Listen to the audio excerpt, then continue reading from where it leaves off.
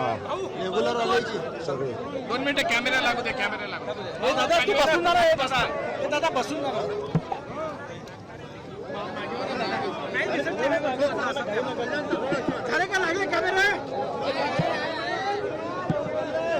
सरकारशी काय चर्चा झाली आणि नेमका काय निर्णय झाला, आंदोलकांना तुम्ही काय सांगितलं, काय सांगू? सगळं तुम्ही ऐकलेलं आहे.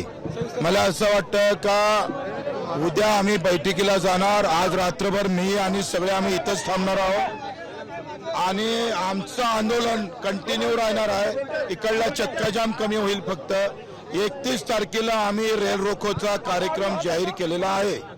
31 तारखेला 1 वाजता आमचा रेल रोको सुरू होईल.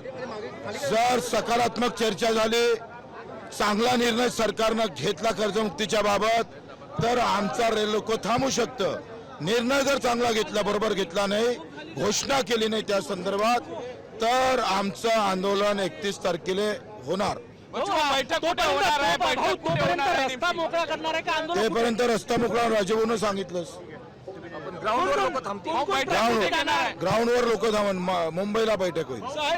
मंत्र्यांनी शब्द दिलाय का जे आंदोलन राहणार आहे त्यांना त्रास होणार नाही उद्या? ते मुख्यमंत्र्यांनी शब्द दिला. म्हणजे रस्ता मोकळा करून तुम्ही ग्राउंडवर मुक्कामी असणार आहे सगळे आता ग्राउंडवर जाणार आम्ही आणि सगळं आता पूर्ण रस्ते मोकळे करून देणार आहे. रस्ते मोकळे होणार. रस्ते मोकळे. आंदोलनाचं हे पहिलं यश म्हणता येईल की सरकारशी सकारात्मक चर्चा? अजून यशगीज नाही म्हणतायत. आमचं आंदोलन संपलं नाही आहे, लक्षात घ्या. काय वाटते सकारात्मक? आमचं आंदोलन संपलेलं नाही, फक्त चर्चेसाठी जात आहोत. याचा अर्थ आंदोलन संपलं नाही. चर्चेची वेळ स्पष्ट झालेली आहे का? आज 6 वाजता 6 ते 7 वाजता होईल उद्या संध्याकाळी. तोपर्यंत तुम्ही येतपर्यंत आंदोलन इथे असणार? इथे असणारच. सकारात्मक तोडगा निघेल असं वाटतं तुम्हाला? आता ते चर्चा केल्याशिवाय काही वाटणार काही माहिती.